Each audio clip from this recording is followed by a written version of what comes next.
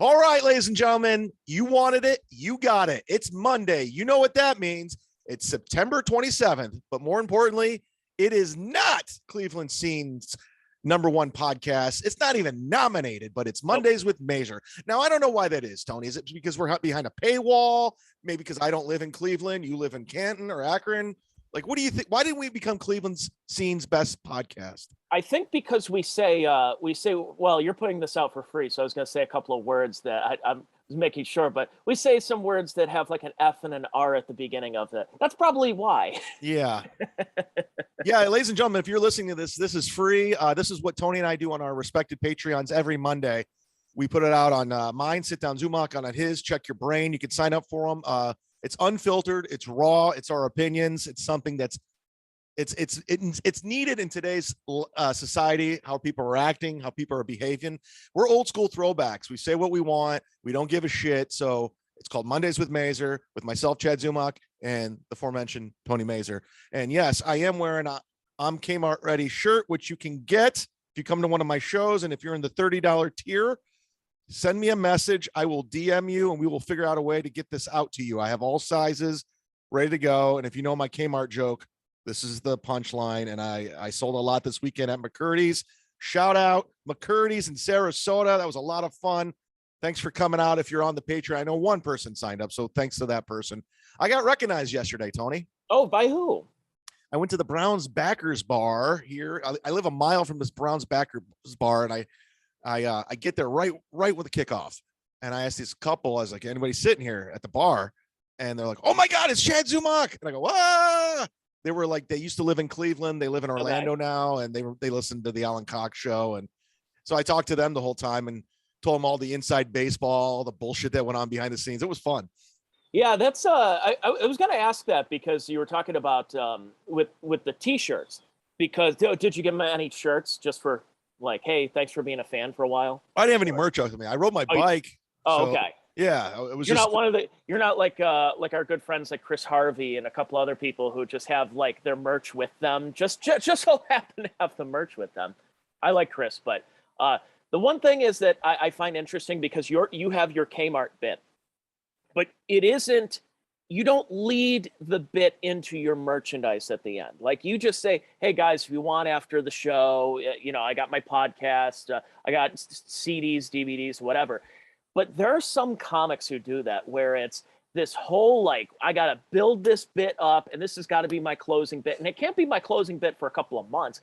Has to be my closing bit until I sell all the fucking merchandise. Yeah, Tommy Blaze, old school comedian, used to have this bit that would kill. And it was his merch pitch and he'd break out the shirt. But after this weekend of doing this, I realized, oh, fuck, I got to do this Kmart joke until these fucking shirts are gone now. Yeah. Yeah. Like it's kind of one of those cases where you are married to your merch. But some people can do it where I was just doing a show with Voss last weekend and he's got his like, oh, I got my CDs for sale if you want to buy it and stuff. That's one thing. It's another if you're you're closing your set just for it to be a segue into merch. That's almost like a shameless radio promotion if you think about it. Yeah. The only reason I did it is I had to come up with some shirts for the road. I'm going to be in Oklahoma for the next 2 weeks. We'll get into that. And I needed shirts. And someone suggested, how about I'm Kmart Ready shirt? I go, that might be cool. That might work. It's retro. It's cool. It's weird. And I have like 4 callbacks to it. So I was like, we'll see what happens. Yeah, because Kmart's one of those kind of like how for folks who are just listening right now, I am so obsessed with nostalgia from my childhood when it comes to chain restaurants and department stores. Behind the House of Blues in Cleveland, this is true. If you go back there, behind the House of Blues, there is a sign that says Woolworths on it. Really? It was the old Woolworths in Cleveland. I used to go there. My grandma would take me there as a kid. And it turned into the House of Blues in Cleveland. But thankfully, somebody left the sign up there still saying that this was a Woolworths. And so I love taking pictures of old nostalgia like that. And it's so weird to think that Kmart, it just doesn't seem like long ago we would shop there for, anything from, I need motor oil to I want to get a t-shirt that has the Chief Wahoo on it or something, and anything in between, to the point where there's virtually no Kmart's left. Yeah. Well, we talked about that at length last week, so I don't want to go down the Kmart wormhole again. That was just a callback for people like who are listening for free and say like, oh, but is this what they talk about some more? See, we're radio professionals too, Chad. Yes. We got to, if you listen to last week's episode, you may remember we talked a little bit about Kmart and where you can find your closest one. We are radio professionals, even though I've put zero effort into getting another radio gig again. So yeah. I mean, I don't think I could go back to that world, man. Like with bosses and fucking, it's like gross to me. It's gross. Yeah, and it's going to get to the point where a lot of these radio companies are going to force the vaccine on people.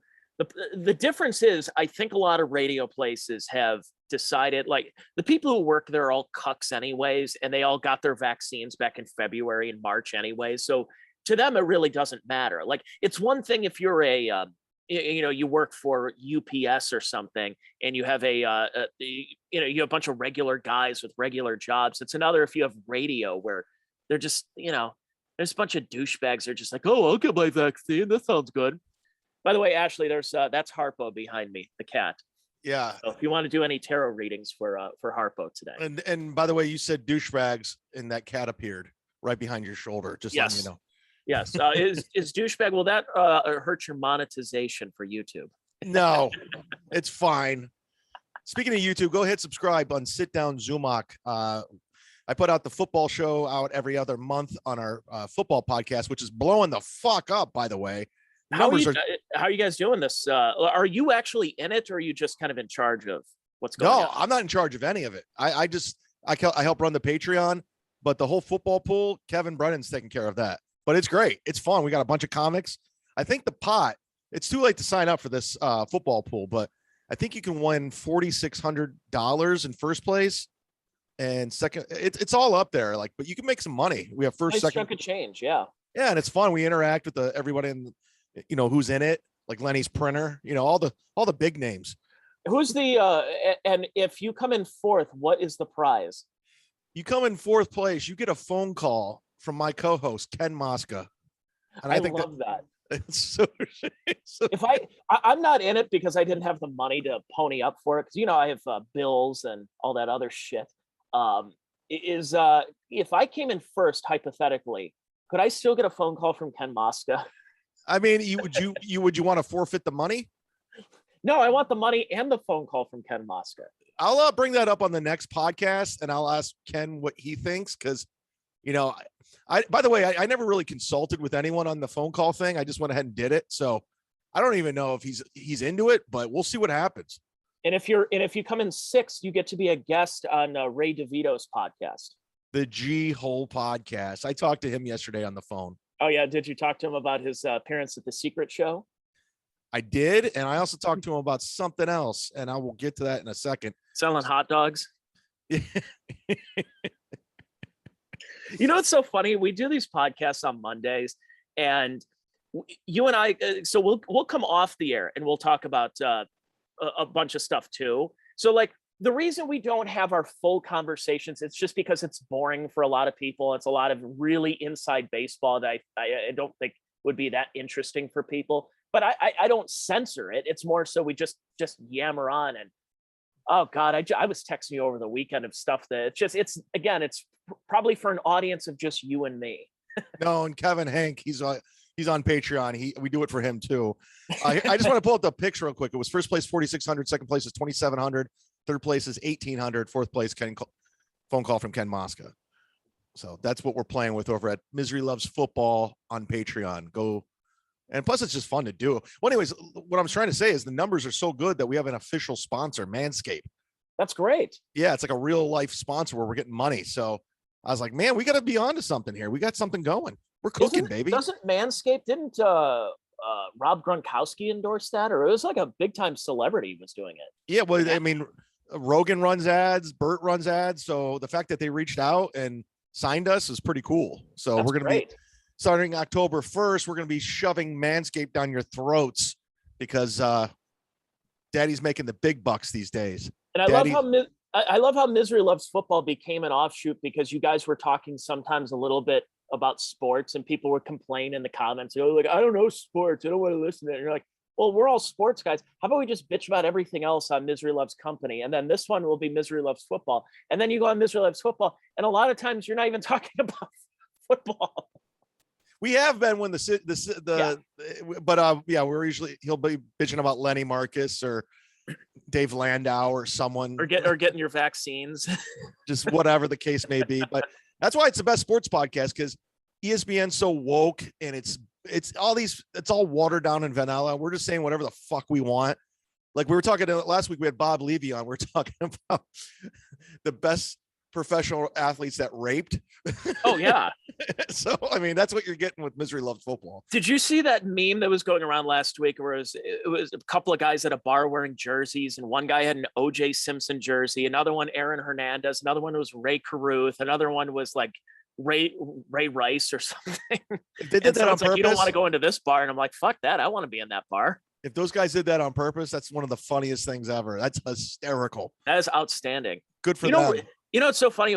When I used to cover NFL games, I was actually, because you talk about some of the best athletes that you've dealt with and worst athletes, and a lot of them are very diva-esque and everything. But I got to say, the nicest guy I talked to was Ray Rice. Really?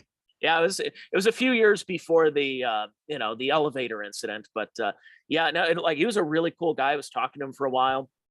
I'd say to name drop a couple of the coolest athletes I got to really kind of talk to. Brian Scalabrine was great. Oh yeah. I had like all the time in the world. I'm like I kept thinking like you're like Michael Rappaport level of wigger. That's funny because him and Rappaport are actually good friends. I figured they were because they talked alike and they kind of look alike too. Yeah, when they did the Big Three, the Ice Cube thing, they're always like fucking with each other during that. Like, by the way, are we allowed to say wigger? Is that a politically incorrect term, or can we still say that nowadays? No, on behalf of us, I think it's up to white people if we're allowed to say it. I'm taking back that word. I was raised in a very diverse area with a lot of wigger friends. I played pickup basketball forever, and I was on the hoops, the hardwood. I was on the cement. So I heard my fair share of that. Oh yeah, I've heard it all. So no, go ahead. I started the podcast saying we didn't win the Scene magazine award for best podcast. Now, like, what are your feelings on this?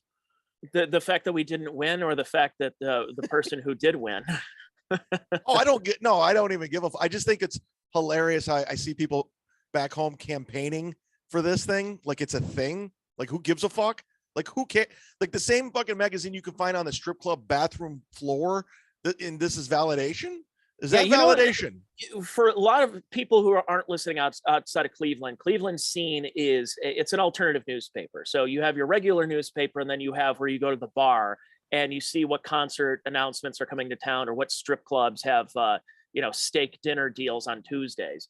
And so basically Scene magazine was, oh, hey, look, the Misfits are coming to town. This is kind of cool. Oh, shit, I spilled my beer. And then you just use the Scene magazine to wipe up the rest of your beer on the bar. That's it. So 10, 12, 15 years ago, the Scene magazine awards, when they would do them, people would be like, oh, wow, this is a cool thing. And they have a little after party at the Shooters, and people are having a good time. And then you start looking at these quote unquote awards that, because a lot of it's not even just political, but it's politics of who scratches who's back at Scene magazine or whatever alternative newspaper. And so, yeah, the best podcast that, how many views does it get on YouTube? Like, it's not doing well. It doesn't look good. 47, It's just, it's sad because I see people like celebrating this. And until you take a step outside of Northeast Ohio and you look back on what the fuck, it's just embarrassing how that's validation for people. Like, I won a Cleveland Scene award. I'm Cleveland Scene's best comedian. Who gives a fuck? Nobody. The one thing, and now, Chad, you've been in New York, you've been in LA, you've been now in Tampa, you've lived in different towns. Do people give a shit about local stuff as much as Cleveland does? There's a bit of a, from my perspective, there's a little bit of how can I put this? Self-importance in Cleveland for some reason. Mhm. I don't know if it's just big fish, small pond sort of thing, but people think they're a little bit bigger than what they really are. And they think that's their little echo chamber, their world. And they don't even like, nobody outside of it gives a fuck. Nobody. But it's interesting how they think it's a big deal. Because you're in markets that are very, you know, they're kind of in flux in that Tampa, no one's from Tampa. Everyone's a tourist who said, hey, this is pretty cool. I want to live here. So no one's actually from Tampa. You know, you get New Yorkers, but you get a lot of transplants in LA. Cleveland's a town that it was like Detroit, like Pittsburgh, like a lot of these Rust Belt Midwestern towns they were great towns 60 years ago.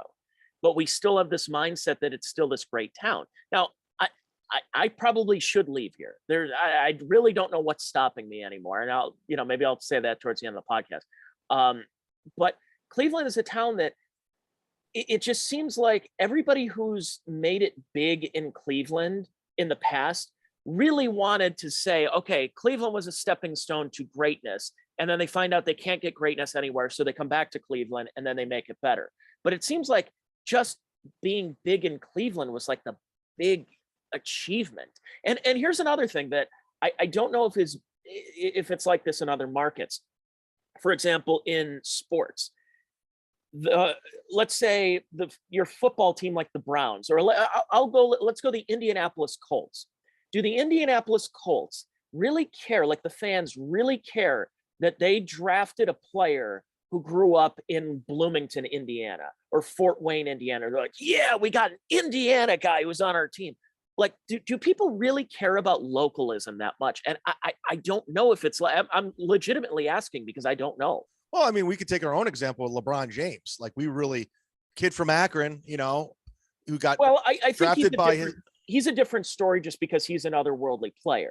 But like, if you have someone who's just mediocre, but because he went to Ohio State, you got to stick up for him. Like a guy who's may not necessarily be a star. Who's the baseball player the Indians overpaid for? Nick Swisher. Nick Swisher. I mean, he stunk, and they fucking loved him because we go OHIO in the outfield, and there's a little bit of that. I don't know. I don't know. Honestly. Like in Florida, like if say somebody was going to a high school in the St. Petersburg area or something, and he ends up going to Gainesville. He goes to University of Florida, and then he gets drafted and he's playing for the Buccaneers. Like, do people go, yeah, he's a local guy and we're going to really support him? Or they're like, hey, that's pretty cool. He grew up down the street. Yeah, I knew his brother. He went to school. And that's where it ends. Because in Cleveland, it's just incessant to the point where someone like Brian Hoyer, Brian Hoyer's doing commercials from Mr. Hero, Brian Hoyer, whatever. Brian Hoyer is a bum of a quarterback. The fact that he's just a serviceable backup quarterback, and he played under Tom Brady. So every team has to go out and get Brian Hoyer. But because he's a local guy, we need to sign. There were people saying that Brian Hoyer in 2014 should be the MVP of the league in Cleveland.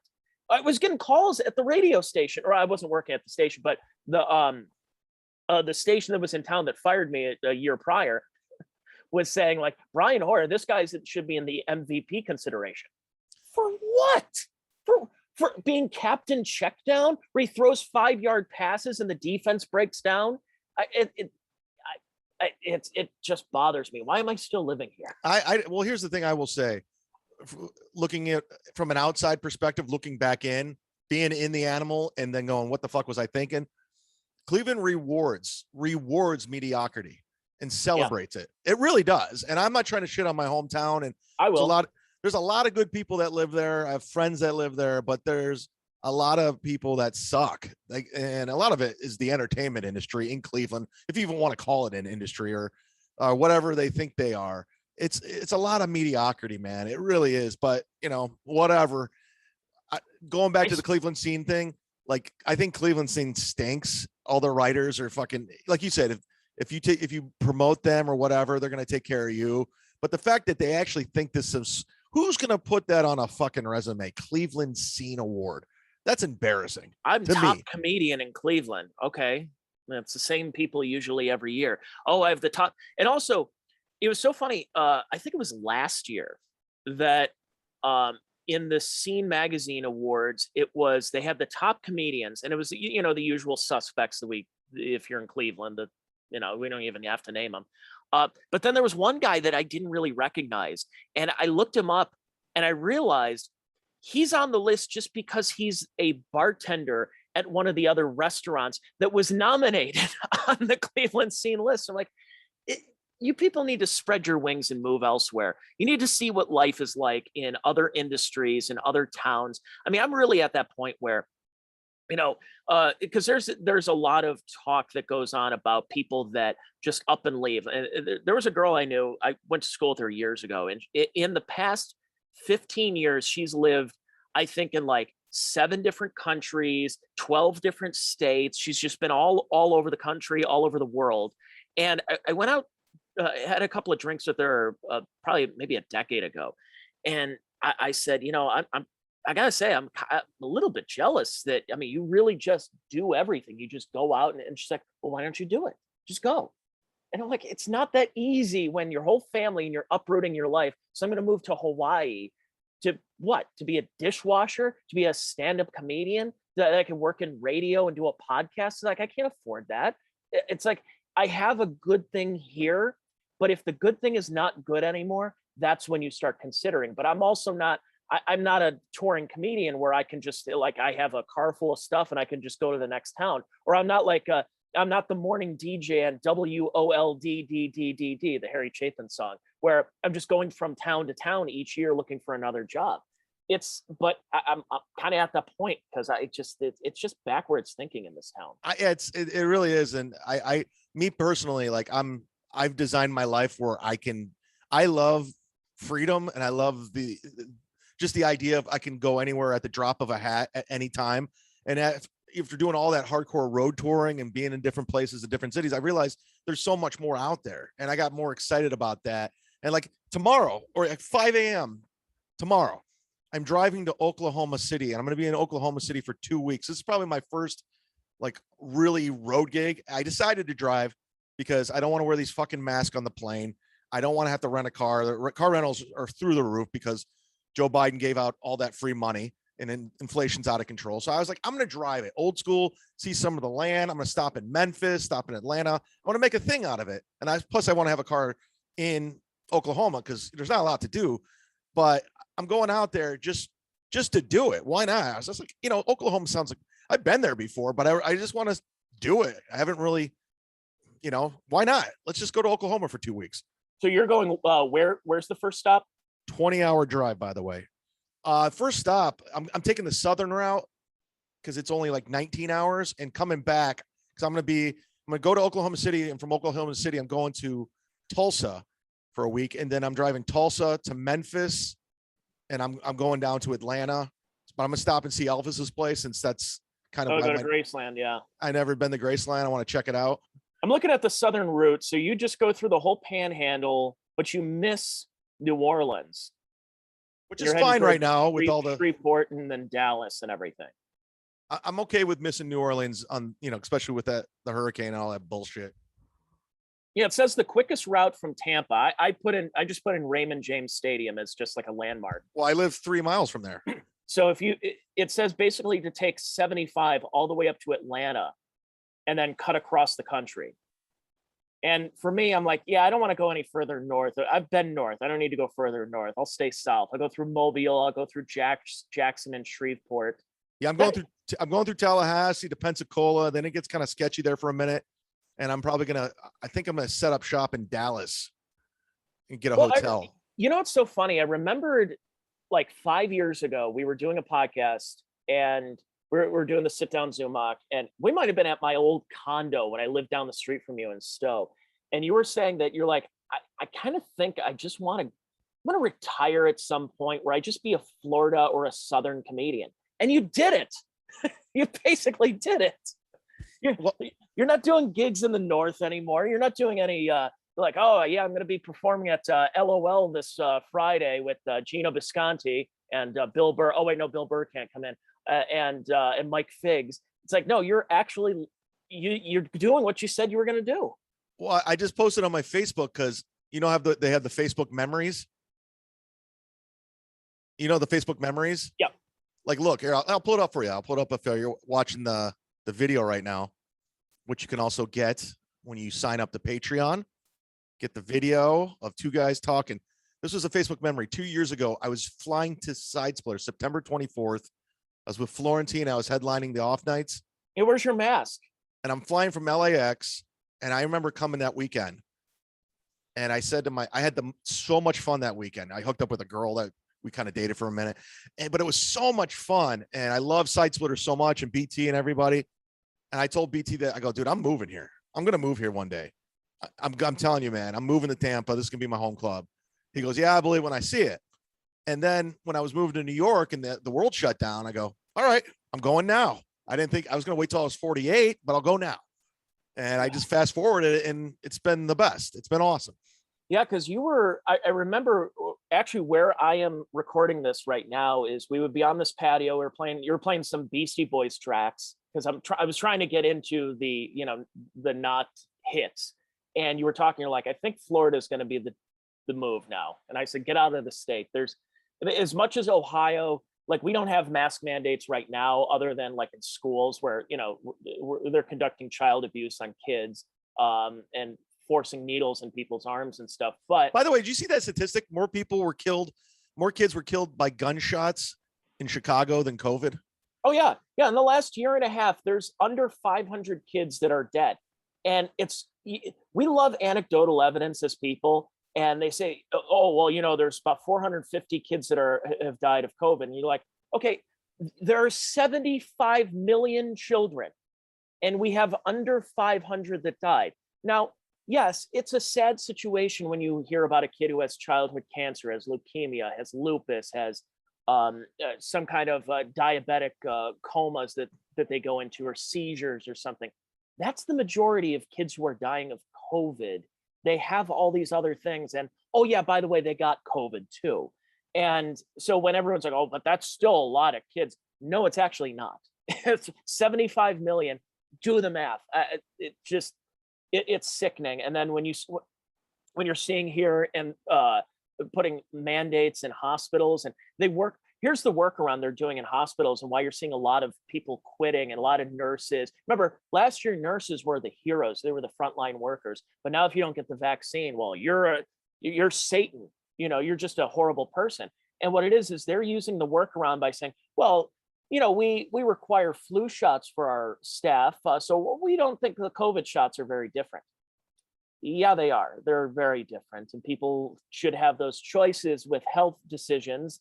And they're choosing not to. So now Joe Biden and they're going to start replacing the healthcare individuals with the National Guard, because that's what you want. More government involved in our healthcare decisions. Well, it was another thing. I forgot there was the other statistic that crime is out of control, and just like murder is at an all-time high because of the whole defund the police movement and all the bullshit that was going on with that. Which they blamed on Trump, of course. But there are cops that I know. Well, one in particular, I'm not going to call him out. He was a Cleveland cop. Good dude. He's a guy you want as a police officer.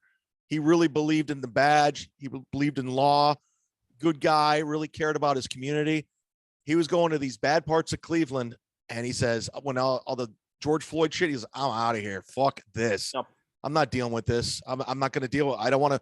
And when they were trying to make these police officers into like they were evil people. This is how dumb people are. Do you realize cops come in all shapes, sizes, and genders? Men, women, black, Asian. They're all cops. It's not just white males. So why are we demonizing police officers like we're doing right now? Good cops are leaving, and they're not putting their heart and soul into this job anymore because they don't want to be the next goddamn viral video, and they don't want to be bad guys. That's why murder is up, you dummies. Well, here's the thing is, this is what's so interesting. They defund the police crowd or abolish the police or ACAB, all cops are bastards and everything. That crowd actually does want police, if you notice. That whenever they go to a protest, when they had the Chaz Chop thing in Seattle last year, and they're like, we don't want police here. And then all of a sudden people are murdered, and they're like, where are the police? We need police. We need somebody to do it. And these are the same people who want the police to enforce COVID stuff.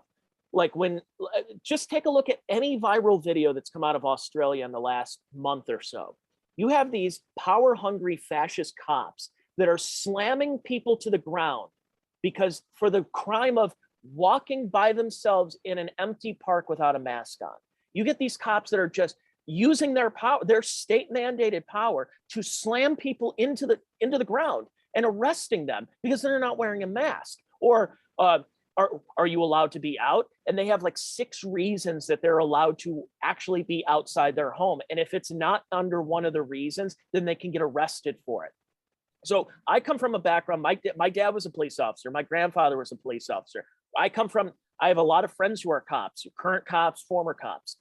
And even they know this is ridiculous right now that's happening. This attack on police officers, because it's not a true attack. It's an attack on police officers if police officers are arresting, even if it's justified, a Black person. Because they think that the optics of a Black person getting arrested by a white cop means that, oh, this is systemic, this is slavery, this is this and that. But you saw what's happened with the fake images they've been saying at the border, where, oh, they're whipping Haitian migrants. No, they're not. They are illegal immigrants sneaking into the country, and it's Border Patrol going, hey, you can't come in here. Bottom line, get your fucking paperwork. It's that simple. I'm not allowed in Canada because I have the DUI charge, so I don't go. Yeah, it's that simple. I don't have a passport, so I can't go to. I think next weekend I'm going to, or this coming weekend I'm going to go to Buffalo, and I might go to Niagara Falls, but I can't cross the bridge because I am not I don't have my passport with me, which I don't care. In fact, actually, I like going to the Niagara Falls side on the New York side because the Canadian side's much prettier to look at. Whereas if I was in Canada and I would look across the falls, I would see Niagara Falls, New York, which outside of a couple of casinos looks like Barberton, Ohio. Shout out Barberton Magic, everybody. By the way, BT, who owns Side Splitters, went to Barberton High School. Just let he did? Played basketball. He was a hell of a basketball player. He played under Jack Reynolds. Ooh, Jack Reynolds? Reynolds. It's Reynolds with a G. Yeah. But it's so funny, getting back to the police thing, that the cops people want cops. It's just they want them for what their ideology is. Now, I would like a police force that, doesn't arrest for petty crimes. How do you spell Reynolds? Sorry. It's like Reynolds with a G. Okay. Greynolds. Okay, sorry. You proceed. I'm just. It's okay. Yeah. And but the people who want the police officers, they want them to do what they want them to essentially do. So we want to have a protest, but we need, and we're going to protest the cops, but we also need to have police presence because we don't want counter protesters attacking us. So it's like, so you do want cops. You just don't want them to arrest Black people, is what it is. You want them to arrest white people because they're not wearing a mask in the park, but you don't want to arrest George Floyd. George Floyd, by the way, was a criminal. For the free people on YouTube, George Floyd was a career criminal who swallowed fentanyl a couple of times and had to be resuscitated. Not saying he should have died that way or whatever way, but he was a career criminal and he was getting arrested for a reason. It wasn't because Derek Chauvin wanted to say, oh, I don't like that guy because he's Black. Oh God, it's so bothersome. And I talked to a lot of cops who are just like, I'm waiting until the pension. I'm waiting until 20 years, 25, 30 years, whatever. Good cops too. Good people. They're like, I want a desk job for the next couple of years and then I get my pension and I'm out of here. And I don't blame them. Yeah, go get the fuck out of there before you don't deserve any of this. It's ridiculous. But it's funny. I'm actually, because a large portion of the population that are African American, or as Amy Schumer like to say, people of color, they don't want to get vaccinated, and now they're turning the Black Lives Matter movement against the vaccination, which I'm rooting for. I'm going to go to that protest. Yeah, I'm going to protest with. So what are they going to do now when they make it? Like, how are they going to handle this? Because their world is blowing up right now. They're, oh shit, now it's racist to get the vaccine. Well, see, here's the problem. This is the only flaw in the logic, and the only flaw, because I said this a couple of months ago when they started floating vaccine passports, and then you realize that the vaccination rate at the time was like a quarter of Black people. And Kyrie Irving's refusing to get the vaccine, so he's not going to be able to play home games. Yeah, how silly is that? But that's awesome. But it's good for him for standing true to his principles, and what's happening with the vaccine thing is that the vaccine passports, because only like 30% of Black people in New York have gotten the vaccine. And so what do you do? So you're a restaurant, you're a gym, you're whatever, and they say, sorry, Black people, you can't come here because you didn't do what we said. Welcome in, white people. Thank you for showing me your. Oh, it's going to be beautiful. I can't wait. But it's happening right now. Here's the problem, though. Who's enforcing this? The enforcement, what they're saying is it's the health directors and it's the unelected bureaucrats and it's the politicians and everything. But here's the only flaw is that who are the Black Lives Matter people taking it out on? And it's the manager. And it's just like with the mask thing. It's like, talk to any manager, talk to any bartender the last year and a half. They didn't want to wear a mask all day, but they're like, look, I don't want our place getting shut down. So we got to do it. And my buddy's a bartender. He's miserable with his fucking mask on. Miserable. Yeah, it's so you're making working conditions hard on these people. That's why no one's trying to get a job right now. Exactly. It's like, they're like, look, I don't want it, especially because, restaurants always operate in the red before COVID. And then this one kind of pushed them over the edge for a lot of them. So the ones that stayed in business, they're like, look, I have to do, if I have to put this bullshit plexiglass barrier up here at the bar, if I have to put tape saying that you can't sit at this table, I have to do it because this is where they get me. So that what was that place in New York that the Italian restaurant where there was the problem where it was the fight between the Black Lives Matter protesters and the people. Oh, there was a pizza place in New York, in Brooklyn, Do the Right Thing. Yeah. Yeah, exactly. There's a huge race riot there. Yeah, there was it was what was his name? Oh God, I'm forgetting. But when you're talking about this, they're taking it out on the people that they have no power. By the way, it's Sal's Pizzeria, the one I was thinking about, and Do the Right Thing. Yeah, Sal's. Yeah, it was. What's his name? Italian American owned restaurant in a Black neighborhood. Who was the guy? Danny Aiello. Yeah, Danny Aiello. And it was like, it's a documentary. It's called Do the Right Thing. It was directed by Spike Lee. You can go watch it. One of the biggest race riots of all time.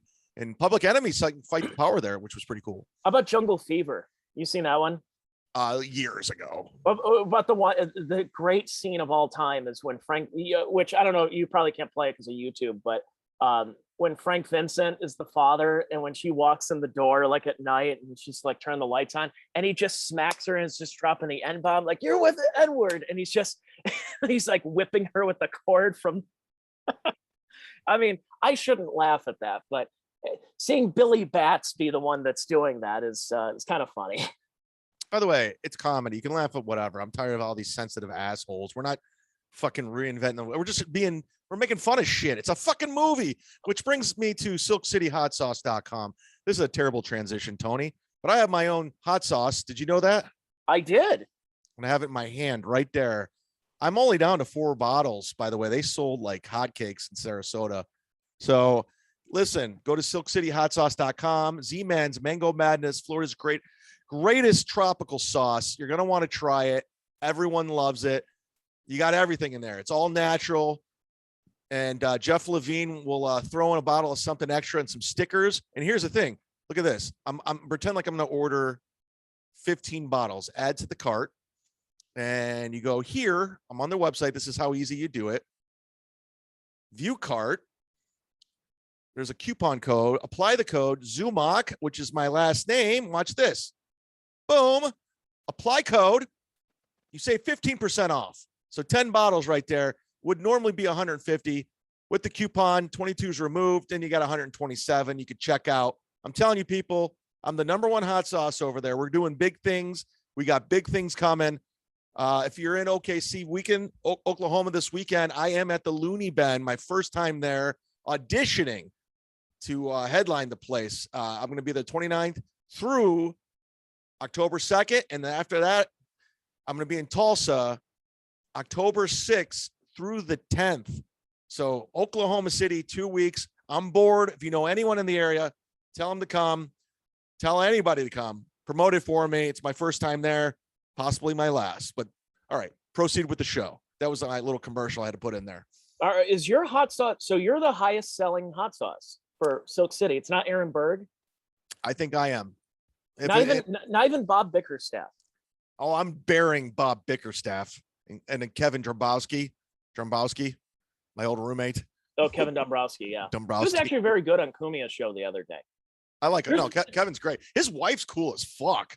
There's certain people that just really do fit Kumia's show well. You're one of those people because you can talk about 80s TV, 70s movies, 90s music, and oh, by the way, you're a radio guy too. And some guys just really do fit that show. By the way, you know what topic I have not touched on with Kumia yet? What's that? It's the fucking Chili Peppers. We're both big Chili Peppers fans, and we yet to talk about it. Yeah, especially driving them around last month and singing Chili Peppers. We were singing Suck My Kiss in the car. It was like a dream come true. Yeah, like the Chili Peppers just dropped some like little video of them promoting the 2022 tour. And Kumia was just as pumped up as I was. I go, how come I've never talked Chili Peppers with Kumia? I've drank with the guy. I've hung out with the guy. I closed down bars with the guy. I've never once talked Chili Peppers with him. So I'm going to do that next time I'm on. Yeah, that was next time you're on, talk about that, because he's when you see some of his the band that he ended up obviously getting into radio, it was a very Chili Peppers, but not so much Blood Sugar Sex Magic Chili Peppers, but it was more so like Uplift Mofo Party Plan. Oh, Peppers. I know all that. The Hillel Slovak days. Freaky Style is one of my favorite albums. George Clinton produced in Detroit. Yeah, that was George Clinton had a nice run of producing some of those funkier white people acts in those days. And at the time, that wasn't a very popular. It was 1983, maybe 4, 5. I don't know, but I mean, it was pretty innovative in itself. But I've often said this and we probably talked about this on a podcast before. I know we talked on the phone.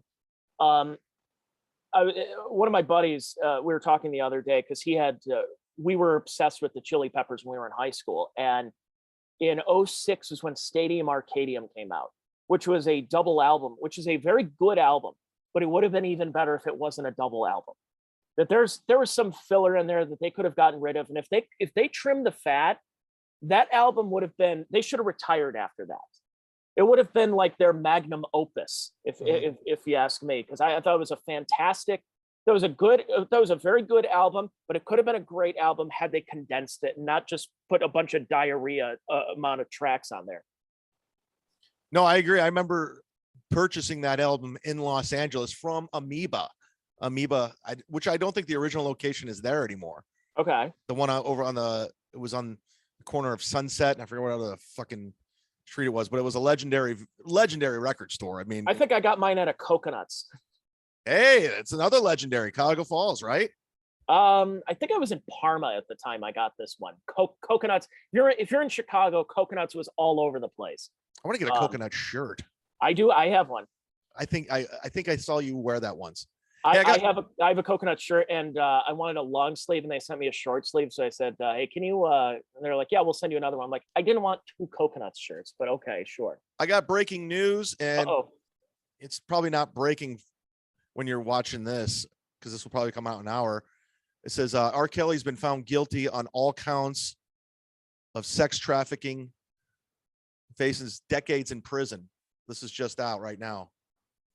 The 54-year-old, R&B singer was found guilty on all counts, with a Brooklyn jury of 7 men, 5 women returning the verdict on Monday afternoon after less than 2 full days of deliberation. Wow. So he's gone. I wonder if that's racist, because is it racist that they found him guilty? No, not the second time. And this is what I found out, is that, a lot of people stick with each other, and a lot of people supported R. Kelly, and there was the Chappelle Show thing, which was kind of funny at the time. But when that documentary came out a couple of years ago on all the crimes and the girls that he had in the dungeon, people were really done with R. Kelly. So I think R. Kelly was supported for as long as he was, like Michael Jackson, because he made music, like good music for people. But I think I don't hear Bump and Grind, and I don't hear the Ignition remix in bars anymore. It's funny how music can get you out. You could be the worst human being of all time, but if you can sing a song, or like, it's overlooked. It's like, no, for Michael Jackson, come on. Well, that was a bit on Family Guy with Kobe Bryant. Is that Kobe's talking to 2 cops, are like, all right, we want to hear it, Kobe. Did you rape that girl? And he pulls out a basketball, starts spinning on his finger, like, ooh, yeah, what were we talking about? Like if Jared Fogle knew how to play the guitar like Hendrix, we were like, oh, come on, man. You don't or if know. he could actually make the subs. If he was an unbelievable sandwich maker. Yeah, instead of putting his own sauce. Never mind. But Jerry Sandusky knew how to be a better defensive coordinator. I'm getting out of hand now. I made that Jerry Sandusky joke last week. So last week, College Game Day was at Penn State. They were in Happy Valley, and they're you know how on College Game Day they bring a celebrity guest picker out, and it's usually like if they're in Texas they'll bring Matthew McConaughey out. If they're in Columbus for Ohio State, like Jack Nicklaus will come out, and I guess they couldn't find big enough celebrities, so they brought Saquon Barkley of the New York Giants. And I'm thinking, Saquon Barkley has been injured half his career. They couldn't just bring Jerry Sandusky out to have the picks. You could still have him in handcuffs. He could wear the orange jumpsuit, but he's the now that Joe Paterno's dead, can you think of anybody bigger in Happy Valley, like that made more news than Jerry Sandusky? Use him as the picker. He knows college football. By the way, BT texted me back. I asked, did you play under Jack Reynolds? And he wrote back, he was in his 70s, dude. He might have been dead by then. I don't know. The whole thing is, yeah. But yeah, no, that's, yeah. Well, Jerry, oh, by the way, there's other breaking sports news. Josh Gordon going to the Chiefs. Really? Yeah, we're doing this again with Josh Gordon, where he had one really good season. Let's see, for me, it had to have been 4 girlfriends ago. I've been married a year and a half, and I've been with my now wife for almost 5 years. Josh Gordon hasn't even been relevant during the time we've been together. Wow. 2013, he had an amazing season. Then he got suspended the next year. Well, he doesn't have a lot of mileage on his body, so that's probably why the Chiefs are taking a chance. But now he's like 30, and when you're out of the NFL, when you're out of that's what they kept talking about with Kaepernick. Well, why doesn't a team give Kaepernick a job? Because those 5 years, you take that much time away, you can't be NFL ready unless you're actually playing in the NFL. Colin Kaepernick, even if he had the same tools that he did when he was good with the 49ers, that first time he gets popped, he ain't getting up from that. And it's the same way as Josh Gordon. The first time somebody look at Odell Beckham. He played with the Browns yesterday for the first time in a year, and he played timid. He looked tired. He really wasn't the same. The Browns still won, but he wasn't the same Odell Beckham. And it's like, yeah, because when you're away from the game that long, there are very few guys who can really make that comeback and be actually that successful. And by the way, you can always be Kmart ready. If you want to pick up a shirt, send me a DM and I will mail it out to you. Be Kmart ready. I'm like The Rock. I inspire people. You know who I'm friends with that I never name drop and you probably don't even know? Nicole Eggert. No, I'm Facebook friends with her. Her personal account's kind of weird. I'm like, I used to have a crush on this girl. And I met him through when I was on MMS. We used to be the Cleveland Brown flagship station. And Maureen Kyle. No, I used to be friends with her. He actually played for the Browns, and he got himself a Super Bowl ring. And he took my headshots, my some of the headshots I posted. He's a photographer now in Denver. Jordan Norwood, you remember him? Yeah, I remember Jordan Norwood. We got to be really good friends, and like we would go out to lunch, and it was like one of those friendships I just never really talked about. And when I took my headshots, he told me, he's like, it's just a hobby. Like he was like kind of timid about it because he wanted to be a photographer. And I was in Denver, I was doing the comedy work. So we did a bunch of headshots that I used. And he goes, yeah, don't even say I took these. Cause I think he was timid, but he's actually a really good photographer. And the headshots look phenomenal. Well, he's probably one of those guys because that's one thing that they don't prepare you for. Especially because you think about anyone who plays professional sports is probably a state champion in whatever sport they were in high school. Right. So they got all the girls, they got all the pussy. You know, they were able to play on every good team and recruited by top colleges. But then when you get to the point where you may have been that big fish in that small pond, but now there's plenty of fishes now in a pretty big pond. And if you're somebody like Jordan Norwood, who was like a kick returner, basically. He wasn't like, I'm not saying anything against him, especially if he's listening. It's just some guys. I mean, my uncle was the same way. My uncle was a star recruit out of Miami of Ohio when they were called the Redskins, but now that's racist. and he got picked up by the Oakland Raiders in the year they won the Super Bowl. I don't think with Madden. I think it was it Tom Flores might have been the coach. And my uncle actually was roommates with Matt Millen, because my uncle's name is Matt MAZUR, and then Matt Millen, they were just going by in training camp of the names. So he was roommates with Matt Millen. And my uncle— Here's one of the headshots he took. Oh, that he took that one? That's a great one. Yeah, he did a great job. He doesn't want credit for it. I'm giving him credit anyway. Hit him up. But like some people, like when you are all world in high school and going on to college and playing D1, and then all of a sudden you get cut and that world crashes down. That's where a lot of guys end up getting into substance abuse, and you got to have a backup plan. I have another buddy of mine. He used to play at Pitt. He was on the offensive line, and they were making bowl games, and he was recruited. Dave Wanstead was his coach. He used to block for guys like LaShawn McCoy and Dion Lewis. As soon as I think he went to the Packers for a little bit, played in the Arena Football League, and now he's selling insurance right now. So it really is one of those cases that you need to have a backup plan, or else you're fucked, man.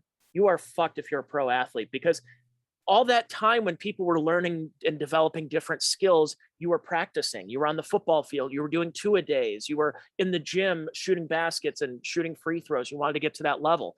A lot of those guys don't have those skills. So it's good for Jordan Norwood for being a guy that was able to get into photography, even if it was just a passion of his, that it was something else, because you know that football paycheck is not going to last forever. Yeah, and he had humbling beginning. He walked on at Penn State, and I think he was undrafted. So his whole career, and he ended up being a Super Bowl champion with the Broncos, and he had that phenomenal play. And no, he's a great guy. Great guy. I just wanted to. Did you ever ask him about Sandusky? And I never. You know what? It was when I first met him. He came on air. We were at Brown's training camp, and I brought it up then, and he looked noticeably uncomfortable when I brought it up. It was not good, and we got off to a really bad start. But like afterwards, I was making small talk with him, and it kind of went away. I told him I was a comedian, so I think he got it. Yeah, that was it was when I was I was really young, and I interviewed a guy who played for the Cincinnati Bengals. He was a pretty good offensive lineman. He came over to the Browns for a couple of years, named Eric Steinbach. And I don't know what compelled me at 19 years old to ask him this, but this was in an off season where Pac-Man Jones and all these other guys were just getting arrested from the Cincinnati Bengals. It was like 12 guys were arrested for DUI, breaking and entering, rape, all this kind of stuff. And so my first question to him was, like, Eric, hi, I'm Tony Mazur. What was it like being one of the few Bengals who wasn't arrested in the offseason? And the look he gave me was like, oh, well, I don't know if I can answer that. But like, he was at least cool about that. And I'm like, oh, shit, I probably shouldn't have gone there. That's awesome. I did know somebody who did go to play under Paterno and Sandusky. And I asked him about this. And he said that he's like, oh, yeah, we knew at the time that. Now, we didn't know it was like children, but we all thought he was gay. We're like, oh yeah, we know he's like into boys, but we didn't know how little the boys were. So it's like, yeah, Sandusky's a fag, and he said, well, that's what they would say at the time. And they're like, oh wait, no, we didn't know it was like 8-year-olds. We thought it was like 18-year-olds. Yeah. Well, God bless him. Yeah, thoughts and prayers to Jerry Sandusky. I hope all these guys figure it out. But Tony Mazur and I do this every Monday. Sign up to my Patreon, which is Sit Down Zumach. Tony, what is yours? Mine is it's the Check Your Brain podcast. It's free wherever you get your podcasts on Wednesdays. And then during the week, I put out about 4 podcasts per week on my Patreon at patreon.com/Tony Mazur. I have one today on my hottest of hot NFL and NBA hot takes. Like, for example, if Len Bias didn't OD on cocaine, Kate Quigley style, would the Boston Celtics have won more championships with him? And I think he would. And here's where you break it down. If Len Bias doesn't die of cardiac arrest from cocaine, they win a couple more championships. There's no bad boy Pistons. And there might not be a Michael Jordan. So I start delving into conspiracy theories and the hottest takes. And then I've got one coming out tomorrow on my hottest baseball takes. My biggest one, Cal Ripken Jr. was the most overrated player in Major League Baseball history. Fight me. Change my mind. Pick it up from there. And again, I will be driving to Oklahoma City in my 2012 white van and girlfriend We're going to do some exploring, some mountain climbing. We'll see how that goes, how it ends. But I hope you can make it out to the Looney Bin shows. And if you're in Oklahoma, please come. Please come. I'm there for 2 weeks. It's going to be very lonely. Yep, come out and go see Chad. That Bricktown district in Oklahoma City looks pretty cool, though. Yeah, there's a comedy club there too. I think I'm doing a guest set on the show Monday or Sunday. Excuse me. I gotta confirm on that. I got so much shit to do, Tony. That's why I'm wrapping it up. Plus, we're up against it. It's an hour. Oh yeah. By the way, there's a woman walking her dog wearing a mask outside my home right now. That is awesome. Is it because of me? Has she overheard my vaccine stuff and my COVID everything, or is I don't know. Everyone's an idiot. Everyone's a follower. Honestly, people, don't get caught up in it. Do what you want. Who gives a shit? People are sheep. Don't be a sheep. On behalf of Tony Mazur, I'm Chad Zumach. That's a wrap. Leave a 5-star review on the iTunes if you could. Hit subscribe on my YouTube channel, Sit Down Zumach. Good night. All right.